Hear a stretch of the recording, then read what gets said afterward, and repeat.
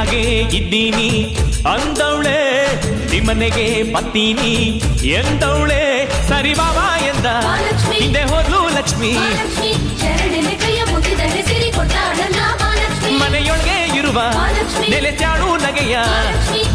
ಕೆರೆಯನ್ನು ಬಿಟ್ಟು ಮನೆಯನ್ನು ಸೇರಿದ್ಲು ಸಿರಿ ಹರಿಯ ಪ್ರಿಯ ಸತಿ ಸಿರಿಯ ಒಡತಿ ಸೌಭಾಗ್ಯದಾಯಿನಿ ಶರಣು ಎಂದ ಭಕ್ತರನ್ನು ಕಾಯುವಳು ಮಹಾಲಕ್ಷ್ಮೀ